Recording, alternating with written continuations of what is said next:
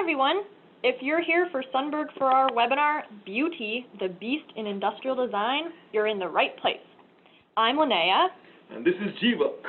And today we'll be learning all about beauty and how we should apply it to our product or service designs. First of all, to each of you who are here today, a big thank you for choosing to spend this hour with us.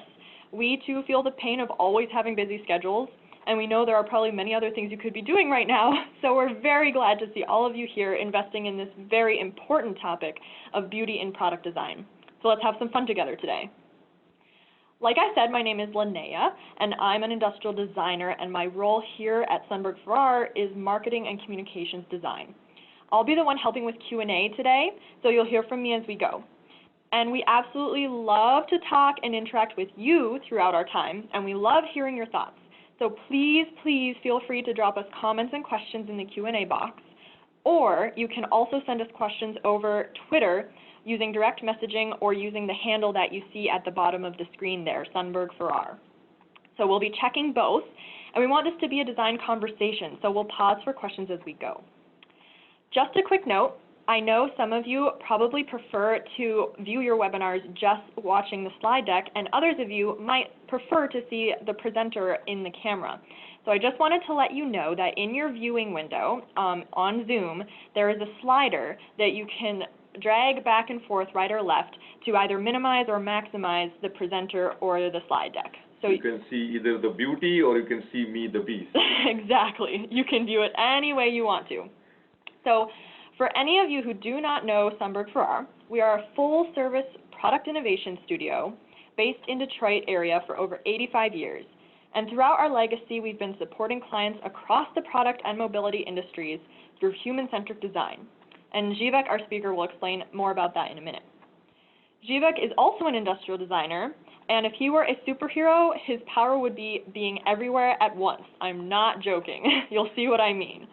Here at Sundberg-Ferar, he is our energetic, passionate, and curious director of strategic growth. With his unique blend of education and experience in industrial design, engineering, and business, he plays a fundamental role in helping companies understand industrial design thinking to generate sought-after shareholder value. Jivek has more than 23 years of professional design experience, first in India for 7 years at Tata Motors, and then in the U.S. for 16 years at GM Design, and now at Sundberg-Ferar. Jivek is also on the board of prominent design associations and think tanks, like the Michigan Design Council, Ether Design Group, and Design Corps Detroit. He also served on IDSA's international board for 6 years and chaired IDSA's 2017 flagship international design conference called Design is Business. Just last week, Jivek experienced the crowning achievement of his career so far, being inducted into the IDSA's Academy of Fellows. So that's a huge congratulations to him. Thank you.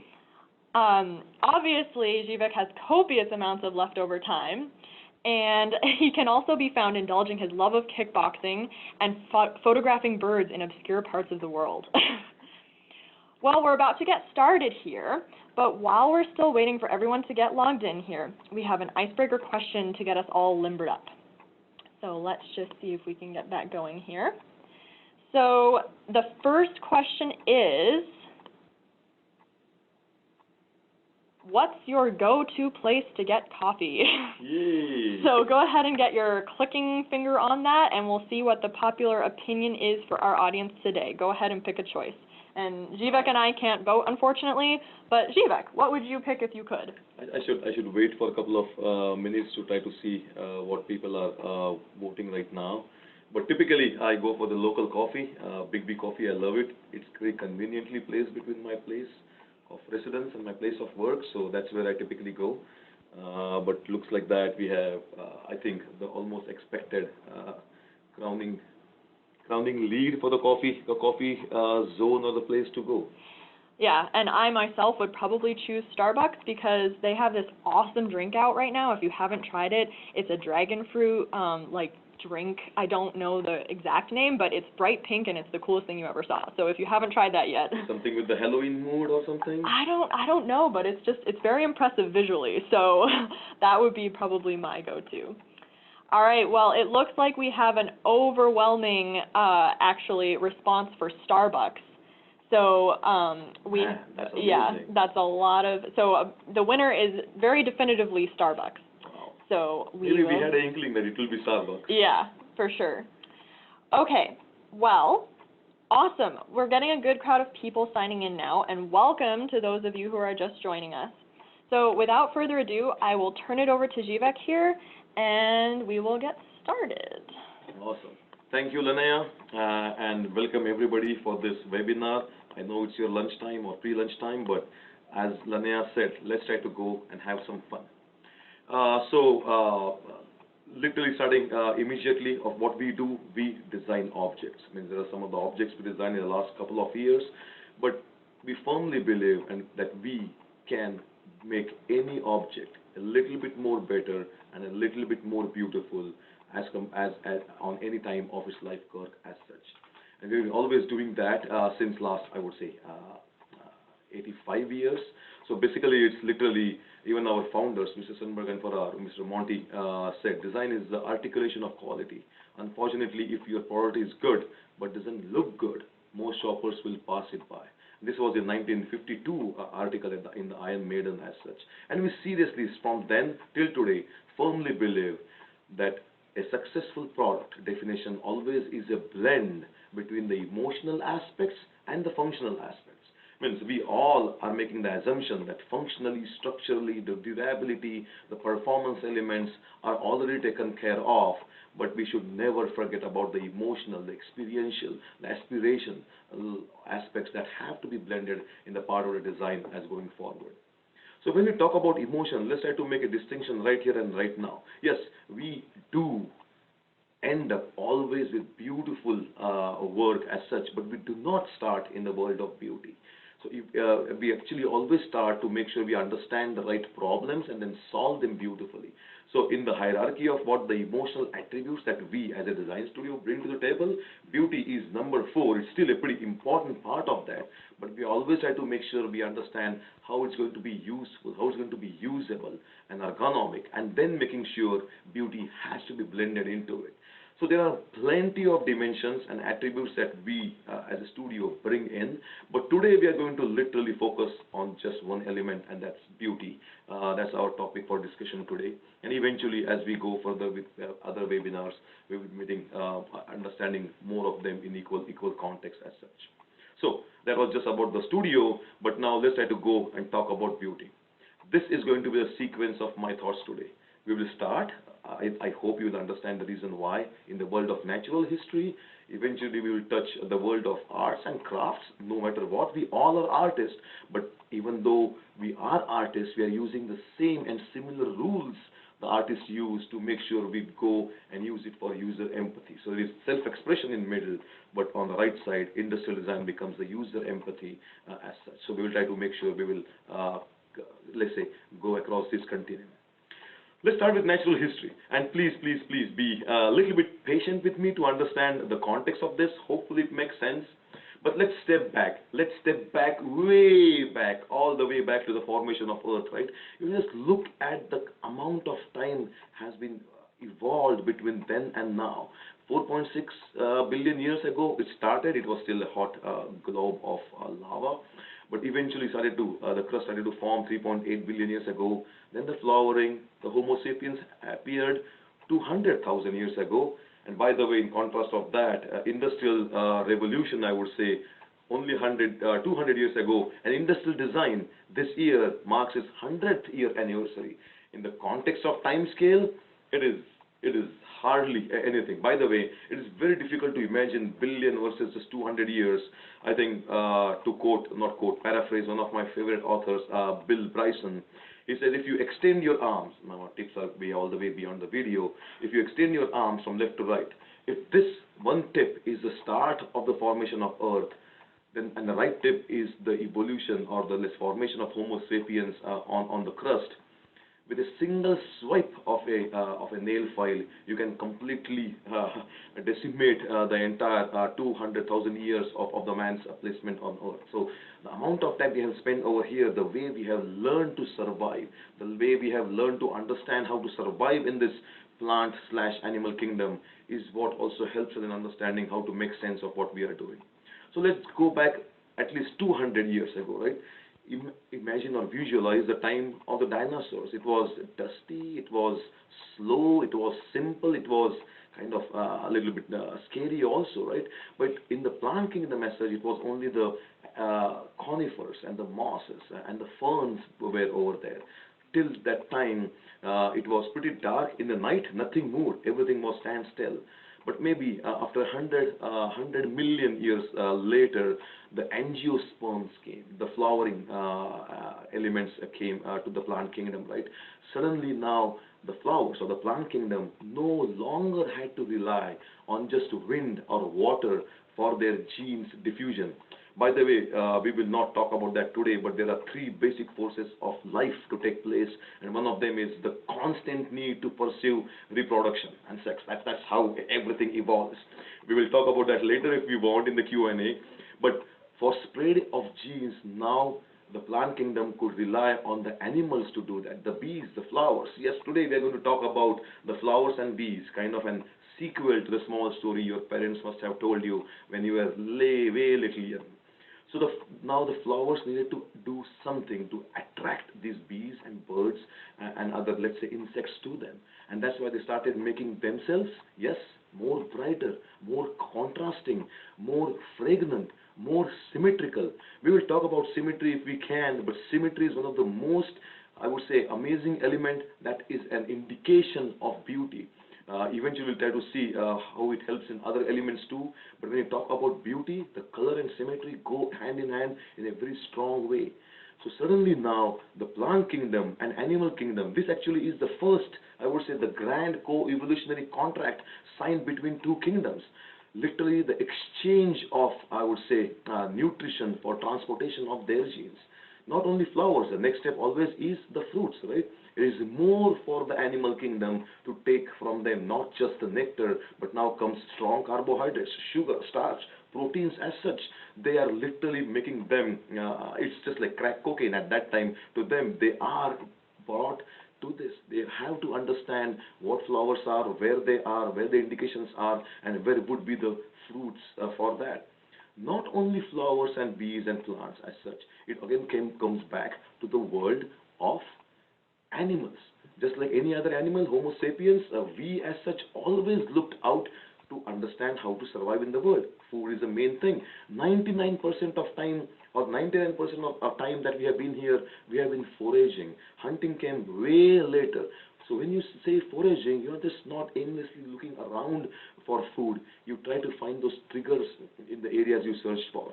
So those, let's say, hominids, which had this natural selection to identify and remember where were the flowering patches, right there would be the berries and fruit patches. So the understanding of these brightly colored things, the beautiful things, led to the triggers of saying, okay, that is beauty, and beauty eventually leads to food, and food leads to survival. It is ingrained in the part of that, of why we look out for those beautiful things, because it directly helps us in the survival area, or has been helping us along for survival as such, at least from this landscape perspective too. But then you can go further next to beauty and sex. The thing is, natural selection, you always want to go and let's say, do a dance or do your courting rituals to attract your mate. Look at most of the elements in the plant kingdom. Let's say at this peacock, it literally uses beauty as an attraction element or a magnetic element to attract its females. The thing is, those feathers are not flight feathers. It's actually giving a lot of metabolism energy for these, in a way, useless feathers for function, but completely useful for beauty for one particular element. So they can afford to do that. And that's very difficult as such to make sure that you can understand what will be the energy consumption and how much you're going to align them to finally find and I would say succeed in your progeny. And those elements are still over here, right? Means I am still having this pocket square over here. It's not completely useful in the way to blow your nose right now, but it's still there. I'm wearing a fancy wristwatch. I'm wearing some crazy swanky sneakers. We are, no matter what. Lamia is wearing an amazing cool scarf. We are all still doing that to make sure it finally helps us be who we are in the world. But not just beauty and sex. Beauty has an amazing indicator pegged at the relationship of health also. When things are happening, you're attracted towards beauty because it is also an amazing index for the health. It's a huge correlation between beauty and health as such, and symmetry also. So both of them are pretty indicators of, like, if that particular, let's say, species element can bestow its energy for this fun and frolic, he certainly has more healthy characters for me to help go and form the progeny things. So it's a way we have always been ingrained to understand how you look at things and how those looks help us reinforce your fundamental, basically, elements of the force of life. But it's not just limited to birds, right? It's everywhere. A beetle, mammals, fish under the water, right? Means 70% of the earth is still underwater. Everything is beautiful, or everybody is using those tools of beauty for the purpose of attraction or making what they want to succeed in their own individual life as such. So the entire animal kingdom, the plant kingdom, the natural living kingdom is using the force of beauty as we are going. It's not just in the living creatures. Like, you look at some rock formation, you look at the trees, again, it's alive. You look at the nebula, the Eagle Nebula over there. Because of those mental models we already have in mind, a ladybug seems to be beautiful, or the Sombrero galaxy over there looks to be beautiful. A basic rock, a mountain, a stream, a drop of water, we all start to look at that because we have been looking into the world of filter of beauty as such. And the thing is, everything in the natural world is omnipresent and universal, is adhering to the laws of beauty. A simple random sunset each and every day looks beautiful. By the way, that is just reflection of light through a layer of dust. From the physics perspective, it's dust we are seeing in the different gradations of the hues of red. But we still find it beautiful. We do not try to overanalyze all the functional elements. The first response is always in the world of emotion, and that's why everything becomes a little bit, I would say, judgmental in the world of beauty. And that's the real world. Beauty can always be relaxing, inspiring, healing, motivating. There is an function. There is an own value of beauty as it is. It's not that we cannot separate beauty, or we should not, or will always lead to thinking that beauty is separate from something else, form and function and fun. It's all an integral kind of a singularity movement of when we look at anything that you are going to be attracted with. So we're still trying to paint the stage for it. We still looked at the world of nature, but maybe we need to stop, but at least understand that how we are trained, how the reptilian brain of ours is always looking out for things to make sense of what we are doing. But let's shift from the world of natural history in the, let's say, man-made world as such. But over there also we have plenty of disciplines, right? We have the fundamental bigger pillars of architectural design, interior design, graphic design, going back to fine arts and handicrafts, or even the spoken words and poetry. There are multiple disciplines of design. Financial design also might be one of them. I'm not discounting anything in the world of finance or accounts or operations or logistic management.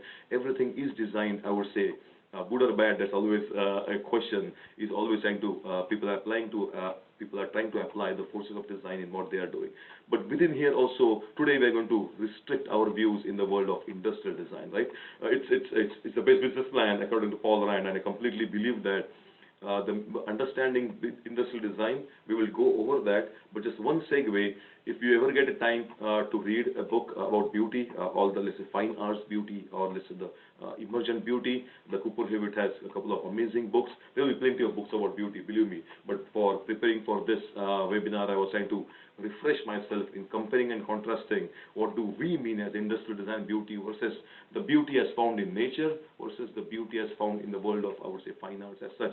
There's an amazing correlation. The same forces apply. It depends on which one you choose and which one you choose not to choose. I'm sorry. So coming back to the world of industrial design, beauty is not the only part, right? There is behavior, beauty, context, culture, and value. When I say value, not just the intrinsic value, but the instrumental value. But today, again, within that element, within the constructs of ID, we're trying to little bit more focus on beauty. And that's what our today's topic is, right? So, when it comes to us as a part of the beauty, or the way we pursue beauty, it's a part of behavior. We have the rational and the emotional world. We always have led to think about that, about which is stronger or which is, let's say, weaker as such. But going back to Marshall McLuhan, an amazing Canadian graphic designer and designer as such, he always said, everybody experiences way far more than he understands. And when he understands, that's the cognitive level, the reading, the understanding, the learning, the teaching, the fact-based kind of an learning. But it's experiences than understanding that influences our behavior. And that experience is not just you getting born in 30, 40 years ago or 20 years ago, but also you as a species getting molded to last 200,000 years ago. So it's the entire experiential part which is built up in you as such, which is actually in the world of biological science is called genetic bottling. We can maybe try to explain that in the Q&A as such. But that long litany of experiences become pretty strong in what we are doing. But coming back to the world of industrial design, right, means we have to design, not have to, we choose to be successful in designing products which express itself visually. It's beautifully coined. That's actually a line of portfolio or BBL and the product design we did for Kenmore a couple of years ago. So everything has to be expressive in its own sense and is nicely coined by Nathan. The role of a designer, industrial designer, is to trigger the right response. The right is the main part over here about where you want them to sway. But the entire element starts with how we perceive, or when I say we, means the end user perceives the things that you design. So in the world of humans, or coming back to the behavior or the beauty part of it, almost more than 80% of what humans perceive in the world is through the sense of sight. We have 5 different sights. We have more than 5 different senses, but predominantly people always use the 5 different senses that we know. But out of that, 80% or more comes from the visual data we grab every time. And we do not have any, let's say, baffles on it. We just get to see anything and everything. So when it comes to the beauty, beauty actually is not a subset of anything. It actually is a part of utility. Beauty has its own function. Utility as also it's coined by a couple of other IDSA members too. So beauty actually helps in understanding the structural, architectural of the product, right? How it is built, where to hold, where not to hold, where to hand, where not to click, where to read, where to get information in or out of them. That's how the world of beauty or the visual architectural feeds into that. And it helps, the visual architectural helps us or the user to connect back to the mental models. Your mind actually has its own emotional engine. And unbeknownst to you, it always tries to associate meaning and associations to things you see without even having to reason. Reasoning comes later. The first thing happens because of that reptilian brain where you always associate things and associate meanings even though you might not be engaging your mind to do that. That engine is always running, and that's why there is no such thing as no design. You always have the opportunity to design and craft all the details of the main architecture because people are going to read it the way their mental models are set. The mental models are always different, and we'll come to that hopefully later in the presentation too. But that's where you come to talk about beauty. But when you say, again coming back to beauty, there are 3, I would say, definitive stages of beauty. The first one is visual beauty. Maybe right now we talked about that. Like just looking at that Ford GT, it oozes its strength, the performance, the masculinity, the athleticism, how whatever it has, you evoke the thoughts in your mind. So visual is one we talked about that. I think we get it. The other one also is the tactile beauty, right? Means again coming back again. When you say visual, it's all the array of size, the shape, the performance, the graphic breakup, the tonality, the bones in the surfaces, the movement also nowadays, the way you are perceiving it rather than something else. So all those elements of formal design, the formal design always become a part of telling us what it is. Like it is big and ugly, it might be a T-Rex. It is small and fuzzy and warm, it might be a small bunny. Those things have always helped us to understand what is cute or what is athletic or what is masculine or what is sharp or gentle or modern, and we can maybe eventually, there's so much things to cover, we can eventually try to cover them also. So the first part is the visual, the shape, the size, the context of the visual form does matter. Into anything, not just automotive. Automotive is one category of design which has used the function of this function and love, the sensuality, the intimacy, the sexiness of it, the mysteriness or allure of design amazingly into what they sell. They sell an emotional product, not just a functional product, even though it's a highly functional product. There are other categories coming up pretty strongly actually to understand how to build those respect and love together. But the first part is visual. The next one is the tactile, right? So let's say you're looking at something from 30 feet. You look at that vehicle, you go there, you sit in it, then you have to feel it. The texture, the color, the tint, the finish, the temperature of it, the little warmthness or the coolness of it, the heft of it, all those things also try to let you know, okay, how it is going to be cheap. It's going to close the door with a nice designed noise, or I should not say noise, a sound to it. Because nowadays when we design appliances, each and every appliance is similar to the entire harmony of the sonification also. A buzz here should not be a squeak there. If you're trying to use sonification as a common thread, all those senses can be designed in that particular way. Sense of smell, a huge thing into whatever we do or whatever we as designers do. And the third one also is highly misunderstood and misunderstood and mistaken is the functional aspect of beauty, right? When you're looking at, let's say, Fat Boy, the Harley Davidson, you're looking at exposed heating elements and fasteners and coils here and there. That is still beauty, the visceral aspects of beauty that connects you to your internal mental models. So the mix of elements, of different elements and the dimensions also constitute the part of the beauty. And beauty is, I would say, not just a part of strategy. Beauty is the strategy. And that's why we're calling it beauty is the beast in strategy. Most of the elements that you want the person to form some good judgments about your product. When I say product, it can be product, a kiosk, a packaging, a service, an experience, would be in the way it is perceived.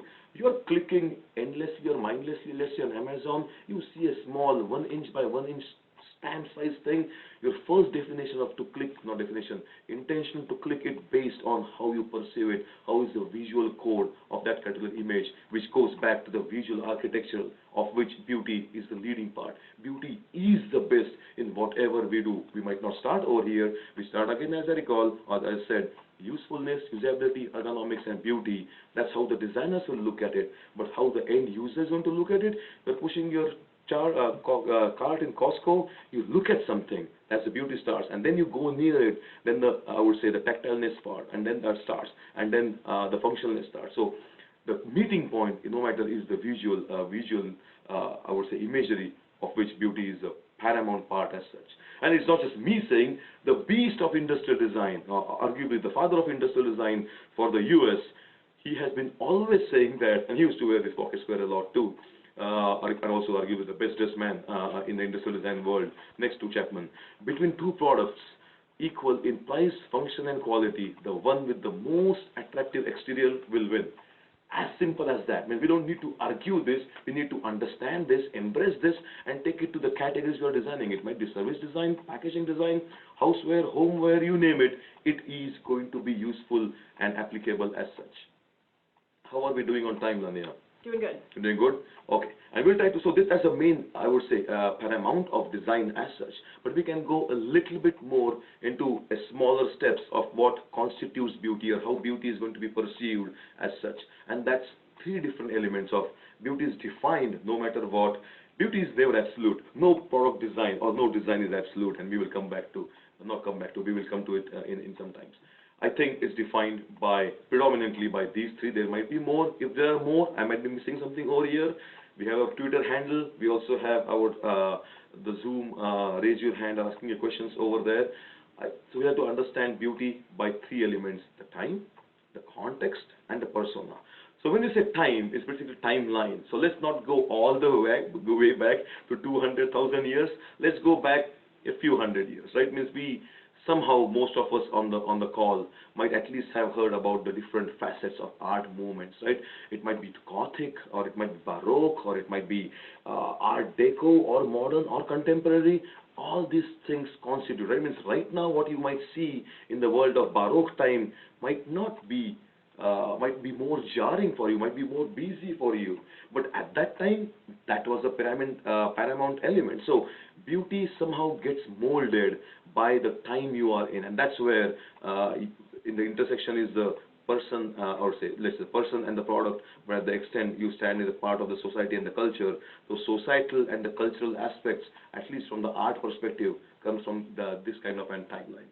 But it is still a little bit difficult to understand just by these words and just from the craft perspective. Let's take an example of a product, right? If you look at his chair, you may or may not be knowing the earlier slide and the art moments, or never heard about that in your, let's say, K to 12 education. But if you look at a chair, and you might not be able to place it precisely, but if I show you a Jacobean chair or an ancient Egyptian chair, you would at least place it on one side of the spectrum. And if I show you a Bauhaus, the Basili chair or something, you might place it on the right side of the spectrum. It's just going to happen. That's the way anybody can do it. With this, we do these kind of experiments before our any focus groups, as such, to get people more active, interested about design and style. As such, no classical training is required. Humans, even kids, maybe not below 7 or 6, but they also try to group them very distinctly, and they can group them in a decent timeline. The time sometimes flows the other way, and that's a pretty beautiful part of it, but it can be done. It is going to be done. So, not going all the way back, but coming right here and right now, we also have to be cognizant of what we are going to design, right? We want to design a chair. I want to design a chair for Lanea. Okay, we want to understand what elements it needs to be. I'm just not talking about the mood boards or not talking about a fashion kind of an element, but what do you want it to be? What do you as a designer want it to occupy and certain emotional element? It might be just the geometric forms as such, like Cadillac is a beautiful example of how they used to change from their earlier, I would say, impression to right now where they are in this amazing faceted kind of a geometric form expression. Or it might be, let's say this might be we did not do that, a mood board for Tesla. You have to understand what's the future of electricity, what's the future of clean, future of smartness, future of just clarity, and we can define those things to understand, okay, these are the elements, the attributes, or the things should be evoking. So the elements of product you design should not look like this. That's not what I'm saying. It should evoke the similar responses of what is going to be evoked from this. If you are going to design for this new single-use kind of an, I would say, for objects around the earth, we talked about coffee, right? I mean, Starbucks or any other company right now, they're desperately seeking out what might be the replacement for this single-use plastic thingies, the straws predominantly as such. That's a very micro element in the entire context. We need to look at bigger elements first, but it might be defining where you want to stand, right? Okay, completely natural, sustainable, biodegradable, coming back to the triple bottom line. It can be that perspective, or completely emotionally durable, right? Going to last for 100, 150 years. A Leatherman tool, or maybe a concrete bench in your park. It might have a completely different way to look at things. So we try to look and capture the time capsule that we are in today, and also how it's going to be forecasted out in the future, right? No matter what your product is going to be defined for its timeline, and I to understand what will be the other forces happening or changing or editing those elements in the future. So it's still, no matter what, we will not talk about future casting, but we do that future casting based on where we are today. But this little will be, this is what the things that should evoke from the let's say the end user. But let's coming back to a product, right? We talked about a chair. Let's say Lanea comes to me and says, hey, here is it, Jivak, it's a beautiful sketch of a chair. Is it beautiful or not? So I should not just comment on I or anybody else just on the looks of it. The proper, I would say the proper question back should be, okay, let's go and build a very fast, low prototype, low fidelity model, and let me sit in it. The act of function of sitting in it and letting the body feel it is the act of defining the beauty for that product. So it's not just the looks of it. Looks eventually will come to make sure you're attracted to come and sit in it, but eventually the way that wins, and the more votes for here would be through the ergonomical comforts rather than just the visual comfort. So the beauty is not just visual, the beauty is defined by the force fields around it. Here the predominant force field is the performance / the ergonomics of how the job is going to be done. But again, let's say we design this chair just for Lanea, for her height, and all the anthropomorphic measurements. Can she use it everywhere? I think absolutely not. Because let's say she has an Aston Martin. Do you have an Aston Martin? Not yet? Okay. Let's work on it. It's coming. Let's try to work hard. It's coming. Oh, now I'm scared. So let's say she's using an Aston Martin. At the work, she's using a Herman Miller leaf chair, and in the evening she goes to downtown Detroit to enjoy a baseball game. If you rip off that Aston Martin chair and put that on the swinging base of your office chair, it will miserably fail. If you take out that amazing Herman Miller leaf chair and put that into an open stadium kind of an fixed seating concept, it will fail drastically. The thing is, there is no absolute design for that same person in the same day. I'm not talking about 10 years back and forth, not talking about something like that. For the same person, the use scenario of where they are in a vehicle or in an office setting or enjoying is completely different, right? Because you will act differently in your Aston Martin versus if you are at a ball game. Beer will be spilled on it. There will be snow raining on it, snowing on it. The act of things, the vandalism part, the cigarette butt stains. In Michigan, there is no smoking, but you still get some cigars here and there. All those elements of the context defines what's needed for the product. So there is no absolutely product design. There is no absolutely, I would say, slate of beauty that this is beauty and this is beauty for this person. No, so the persona is pretty important. We will come and talk about that. But the persona has to be corroborated with the context also, or else just one would never win. Even the beauty has to be win-win-win in all the time, the context, and the persona area. We are still on the context world. And the same thing happens for any product, right? Let's say the same element that we designed for Kenmore. On the lower right, that's the final kind of, I would say, one of the series we did for them. It goes through the typical, I would say, design methodology. Upper left, understanding where you are right now, where you want to go. Upper right, you start with your ideations. You start with your little bit renderings. Lower left, again, trying to go into the CAD world, creating multiple options to choose from, and every option typically should not be a variant of it. It should be different from the competition in the market, plus different from each and every option presented. That's how you get really good options on the table. And then aligning them, no matter what, we're not talking about that right now, but aligning that with the core competencies of the business world, and then finally coming to the line. So we are designing it for the end person, for the end persona over there. That's pretty good. You and me, maybe can align to this, right? Means a coffee maker, we talk about coffee today. Hopefully everybody has known how to consume coffee, even if they might be tea drinker or a water drinker too. But what happens of the context when the user or the designer is not the user? So when we work for Clark, it's a forklift system. Amazing vehicle, right? I can use it for 10-15 minutes. I am not a super user. We need to understand the context of it from the real persons who are going to sit in it in the real point of origin, actually going to that cross-section of the origin to see how the product is going to be used, and more than that, misused. And the context around the warehouse, it might be an Amazon warehouse, pretty spick and span, or let's say an port authority warehouse, which has all the amount of grease and dirt in the world, and rats also, lots of rats.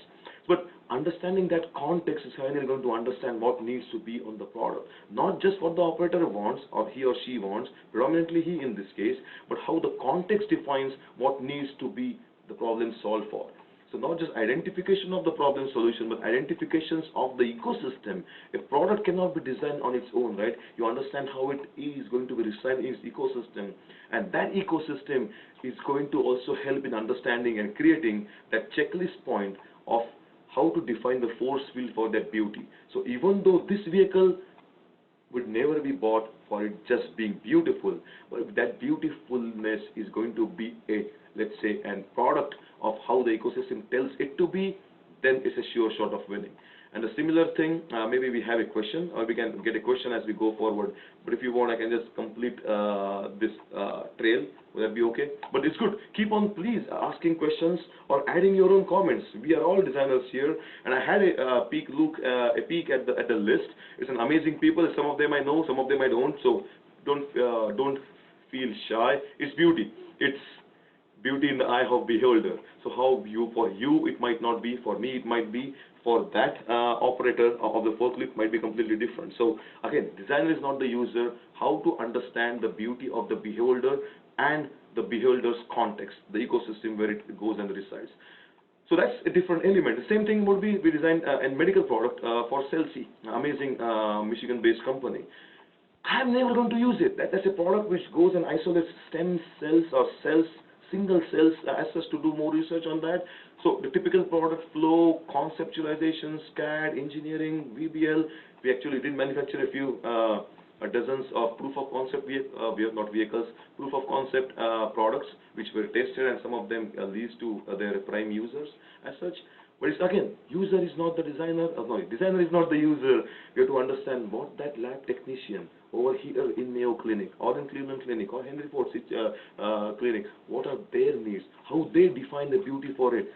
Good, bad, or otherwise, they also have their beauty parameters, and the parameters of the beauty for that product design would be based on the ecosystem, the sterility of the system, the security of the system, the repeatability of the system, absolutely 0 per billionth kind of an error for the system. All those things will define the force field for the beauty application. When I say beauty, the visual for visual architecture application for that product.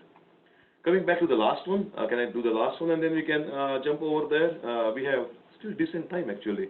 And the last one is, so we talked about time, we talked about the context, that was this, and the other part is the persona. The thing is, I'm not saying it has to be same for everybody, but understanding and defining a clear path of who is going to be the user. When I said beauty is in the eye of the beholder, if let's say I am a Prius user, for me the left side is the most beautiful thing ever. But for a guy who uses a Ford Raptor, that's the most ugliest thing ever. Beauty is subjective, is going to be subjective. So even though he or she is going to look at the lens of how we have been evolved for the last 200,000 years, but when it comes back to the context and comes back to the, so we talked about context and the ecosystem, it always comes to the beholder and their mental models and their lifestyle. To understand that persona, that tribe is really important. And it goes back to the another world of how to do design research to understand how they build their kind of an emotive pyramid as such. But when we say we have to embrace polarization in this area, the thing is, it's always a love and hate relationships. You can never please all the people all the time all over the globe. We know that. So why do we should be diluting what we are going to do? Once we understand who the party is going to be, we have to make sure we define clearly for them. And that's one of our main, I would say, not main, the philosophy of stop trying to be all things to all people. Start by being something to someone, and not just from the functional part, the performance part, but also from the visual imagery part. What is going to resound in your world that makes it to be beautiful for you?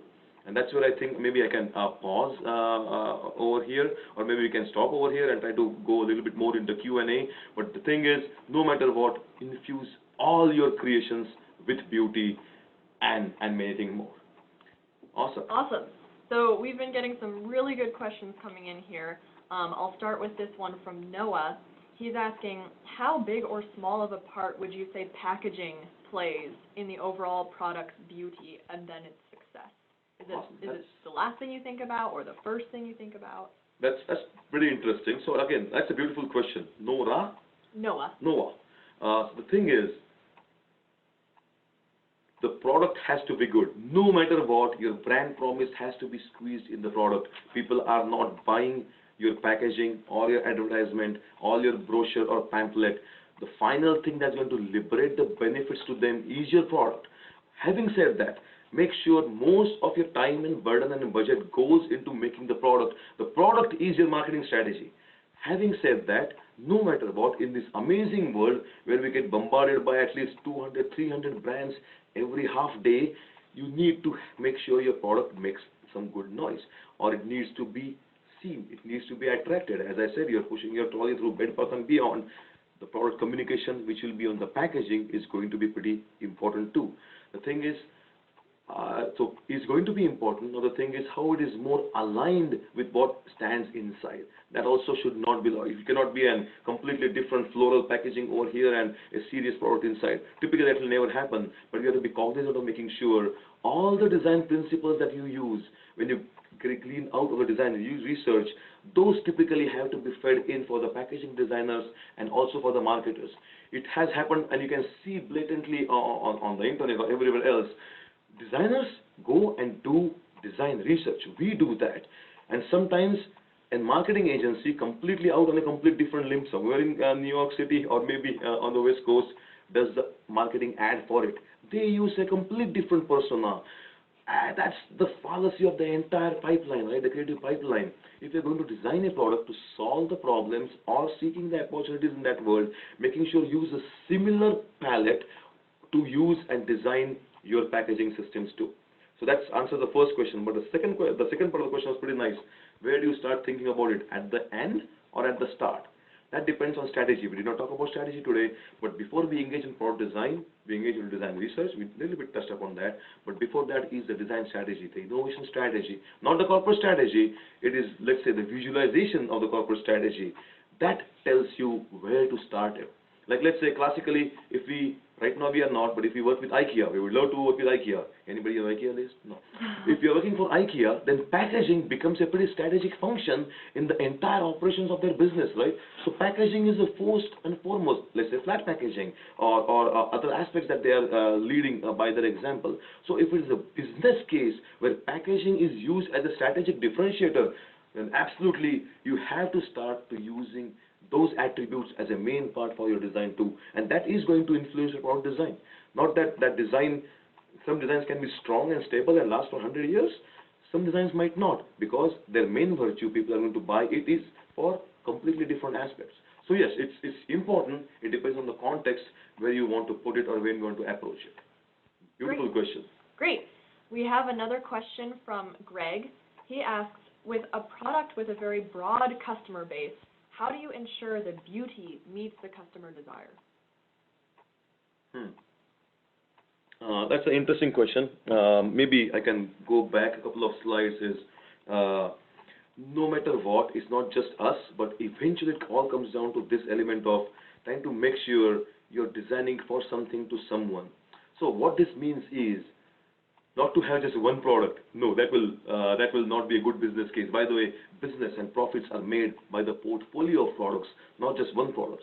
But when you have a portfolio of products, or even maybe a single product with different trim levels, the bread and butter, the medium, and luxury things, when you design for those kind of, and I would say, frameworks, then you try to make sure you understand that persona and that tribe's passion points and pain points, design accordingly.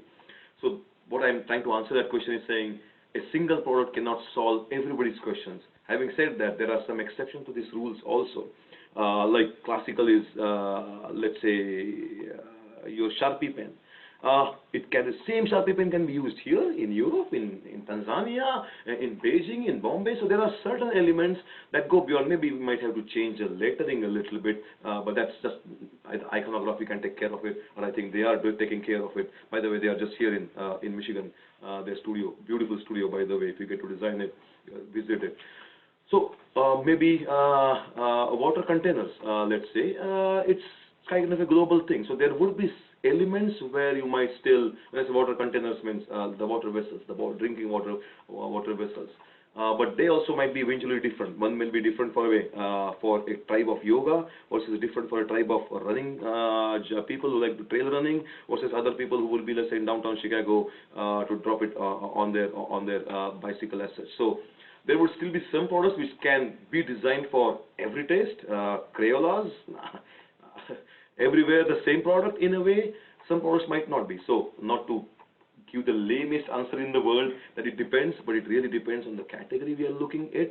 It also depends on what innovation paradigm you are thinking. So maybe if you had joined us for our first webinar session in the first quarter, how we look at it is three different elements of innovation: the incremental innovation, the boundary level innovation, and the radical, the breakthrough level innovation. So sometimes you don't need to think about that on a faster, better, cheaper, lightweight kind of and smarter things. Then the boundary level layers and things over here will be different. And another layer for that would be understanding where is the business right now. Are you trying to are you in an entrepreneurship kind of and start of the maturity curve? Are you in the maturity curve, or you're going somewhere else? So there might be a kind of a triage from the business thinking, which will bring more sense to that.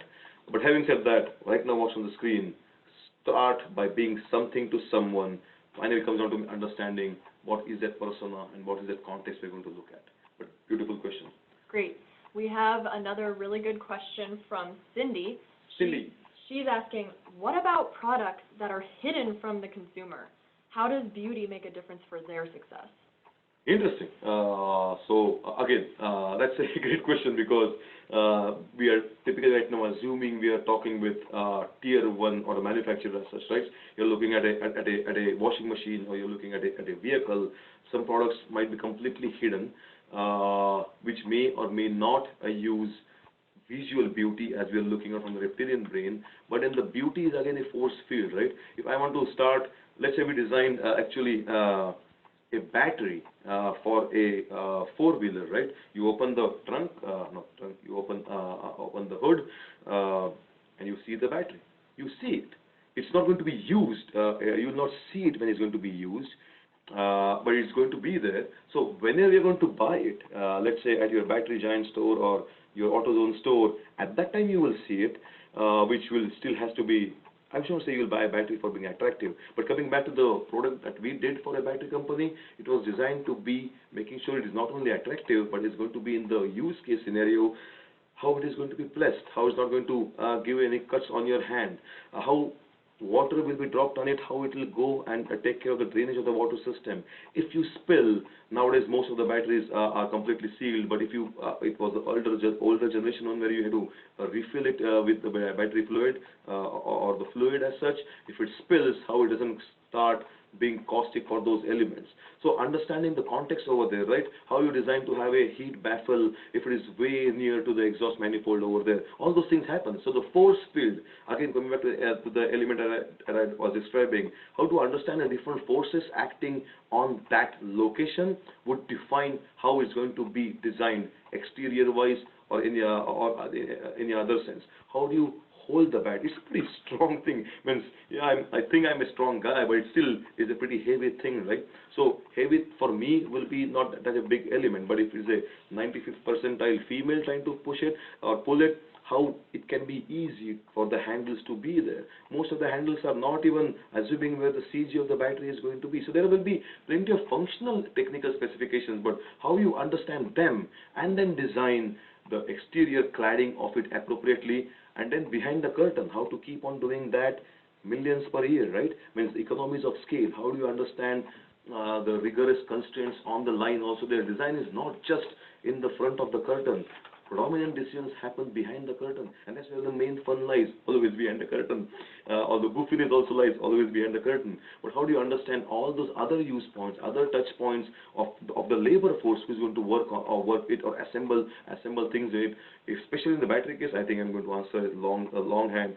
Especially in the world of battery and in this newer world of triple bottom line and CSR responsibilities, or designing for the globe or the biosphere. How do you design it to be properly recyclable? How you design it to be properly going back and finding not in a landfill, but in a specific element which are going to be treating the batteries when they go to the grave area. So the actual look of it is different, of the use case, the first life is different, the post life or the second life is different, and behind the curtain is different. So an ideal product is not only going to be a blend of emotional but functional thinking, it will always be a blend of all the win-win-win situations in behind the curtain. That's your I would say, the company's internal manufacturing, designing, fulfilling distribution network, that's the entire creative supply chain. Then the actual use case scenario, from seeing it on Amazon, going on Costco, finally buying it, unboxing, using it, and the end, how it's going to be used beyond that world. All those things will help in understanding how to define the beauty for that. So as long as it might look odd in how we're going to use, it's going to be used for something else down the line. So I think how to generate the proper trust and faith into your brand who takes care of all these things would be the ultimate thing of how product design can help in getting more loyalty and finally the trust from your brand. Wow, that's a good question. Great answer. Somehow, I'm glad I could answer that. That's a pretty tough one. I think we might have time for one more question. One more? I think, let's say one more. Okay. And if you don't get time to answer all the questions, I think there are plenty of them emerging as such. Yes. Feel free to drop an email to either myself or Lanea. Or Twitter handle is always there. But if you want more information or you want to just discuss more or argue or add to it, please, we are always learning from each other. At least I am too. Absolutely. One last one. So Doug asks, how would you use beauty in service design other than just in products?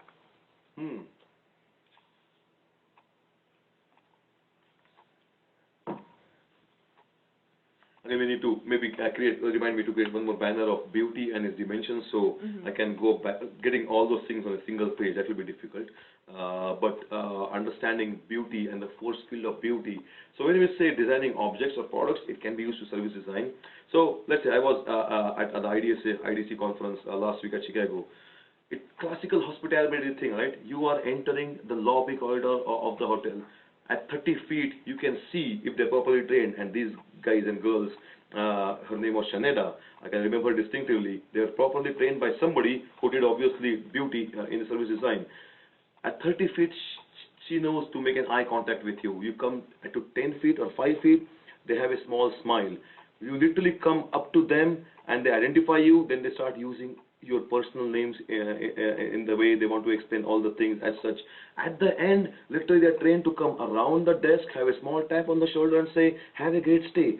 All those things are not just because she was an amazing person, she is an amazing person, but because somebody thought about all the emotional touch points at all these kind of stages of how you're going to be embraced, let's say in your, not a resort, but in a hotel as such. And that actually, that Palmer Hotel is one of the second biggest ones in Chicago, 1,600 rooms. So lots of traffic coming in, lots of registration desks. But I think they did not know who I was. Nobody knows who I am, by the way. But the way they are being trained with the proper guidance of understanding the force field, what would be the needs of a person walking in. You already are making a journey from airport or driving 5 hours with luggage here and there, trying to adjust that card. Somebody needs to design those cards. We should do that. And then try to understand those pain points that your customer already who has bought a pretty expensive room in the hotel, how and what they are going to think, how to anticipate those things. So most of the things will be how do we use the principles of beauty in anticipating those needs at those micro touch points. And that's how I think the entire script eventually is the deliverable of any service design, not just the looks of it, but the way people have to say and act in those things will be a part of, I would say, service design as such. Awesome. We are almost, I think, way near the time as such. So we can, we are. Again, go back to you, Lanaya. Yes. Awesome. Awesome. Well, so yes, we're at the end of our time together now, and thank you again, Zivek, for the great discussion. And thank you all for hanging out with us today. As Zivek said, we'll send out a recording of this webinar along with both of our email addresses in case you have more questions that we didn't get to answer today. I know there were a lot of good ones, so please feel free to shoot us an email. And we would also love to hear from you what you'd most like to cover in our next design discussion. Yes. So please feel free to drop us an email. Our next webinar in our 2019 series will be coming soon, and as you probably know by now, Zivek is never short on ideas to share, so stay tuned. So you're right, we have plenty of elements that we can come out from the earlier ones, but since we are right now live, if you have any, let's say, questions, and if there's a pattern coming out, we can try to choose that as a topic for the next one. The next one will be the last one for this year, for this last quarter. Exactly. And we'll be posting details for that soon, and we're looking forward to chatting with you again then.